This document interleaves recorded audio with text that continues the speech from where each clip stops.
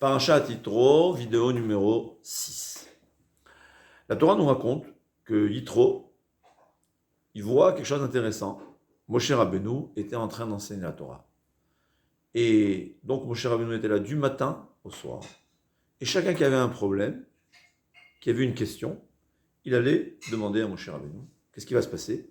Que Moshe Rabbeinu doit être là à enseigner la Torah du matin au soir. Et tout le peuple juif, chacun qui a sa question, il devait attendre, il y avait une queue, vous imaginez la longueur. Donc il lui a donné un conseil. Il lui a dit, tu vas nommer des chefs. Chef de 10, chef de 50, chef de 100 et chef de 1000. Et quoi? Quand il y a une question, gadol, c'est quoi gadol? C'est un contentieux financier de grande valeur, beaucoup d'argent.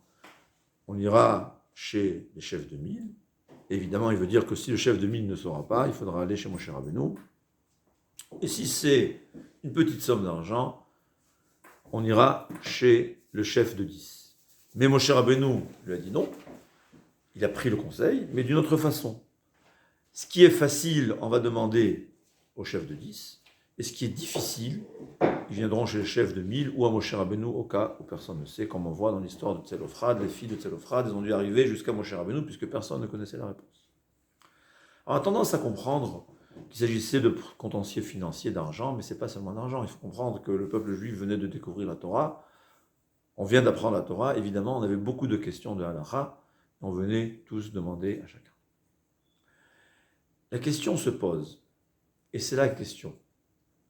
Quelle question demander à quel rav? On a, même aujourd'hui, on a des chefs de 10, de 50, de 100, de 1000, de 10 000. On peut dire aussi l'équivalent de Nessi Hashevet, les chefs de tribu. On a même l'équivalent de Moshe Rabbeinu. Peut-être que chacun il a le sien, mais on peut dire qu'il y a des grands qui sont acceptés par la grande majorité du peuple juif. Et la question se pose, quelle question poser à qui? Au fait, c'est ça. Donc, on a toujours tendance à penser que quoi? Que celui qui avait la moindre question, on allait chez le chef de 10, parce qu'au fait, c'était le niveau. Celui qui était nommé sur 10, il était un niveau de Torah inférieur à numéro 50, et ainsi de suite. Donc, on demande toujours au chef de 10. Si le chef de 10 ne connaît pas la réponse, on ira au chef de 50. Si le chef de 50 ne connaît pas la réponse, on ira au chef de 100, et ainsi de suite. Mais je pense que c'est la question, c'est pas ça. Il est très possible qu'il y ait des questions que même le chef de 10 ou même le chef de 50 connaîtra la réponse. Et malgré tout, il faudra aller au chef de 10 ou demander même au chef du peuple juif. Ça, j'ai compris du Nodab Yuda. Le Nodab Yuda, c'était un des grands sages il y a quelques siècles. Son élève, une fois, lui a posé une question sur une question qui était compliquée.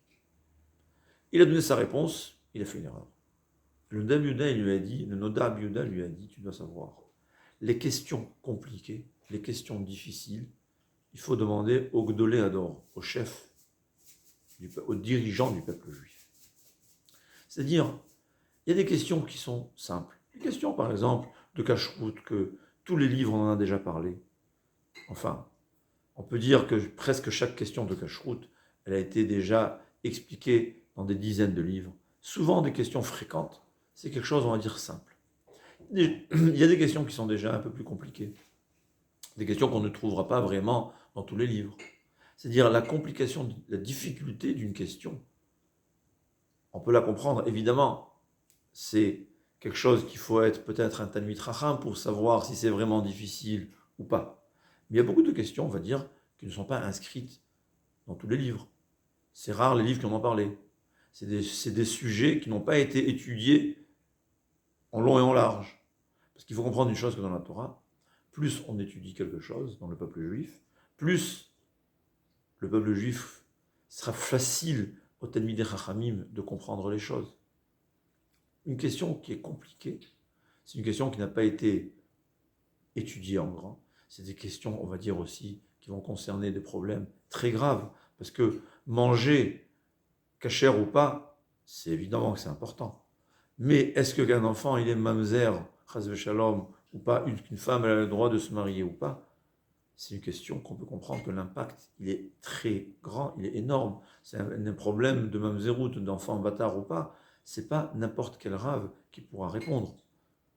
De même, il y a des questions, on va dire, qui concernent quelqu'un de privé. Il y a des questions qui sont d'ordre public. Par exemple, à Yerushalayim, j'habite à Yerushalayim, on a un doute, c'est quand on va faire certains endroits, quand on va fêter le 14 ou le 15. Tout le monde comprend que c'est quelque chose qui concerne un public entier. C'est pas à chacun de faire sa loi ou de se faire sa halakha. C'est seulement quelqu'un qui est les chefs, on va dire, les chefs du peuple juif, c'est à eux de décider. C'est vrai que c'est une marloquette parmi les chefs du peuple juif, bien qu'aujourd'hui, il y a qui disent que c'est un peu différent, à chacun de demander. Mais il est évident que même un grand, même un chef de 1000 ne pourrait pas donner une réponse. Quand est-ce faire Pourim? C'est une question qu'il faut demander au Godolé Hador. Il y a beaucoup de questions comme ça. On avait le Zoom dans la fête de Yom Tov. C'est une question compliquée. C'est pas une question que chacun peut répondre. C'est vrai que les rabbinim qui en ont répondu, ils sont des Talmidei Chachamim. Mais c'est pas des Saré Alafim, c'est sûrement pas des chefs de tribu. Une question pareille, il faut demander à quelqu'un de grand. C'est-à-dire, plus la question est compliquée, plus la question elle a un impact sur un grand public, plus la personne qu'on doit demander, elle doit être grande. Et il y a des niveaux de Torah. Il y a des chefs de 10, il y a des chefs de 100, des chefs de 50, 1000. La Torah, du temps de Moshe Rabbeinu, il n'y avait pas les 10 000, mais c'est évident. Il y avait aussi les 10 000, les 100 000. Il y a des chefs de tribus, et il y a aussi de l'Israël, ceux qui sont les chefs du peuple juif. Et ça, il faut savoir. La question, selon la difficulté de la question, la grandeur de la question, il faut demander à quelqu'un de grand. C'est comme en médecine, un cas simple qui est fréquent, on va demander à un petit médecin. Un cas qui est extrêmement rare, on va demander au très grand médecin. Un cas qui est rare, à un professeur. C'est comme ça. Dans la Torah, c'est la même chose.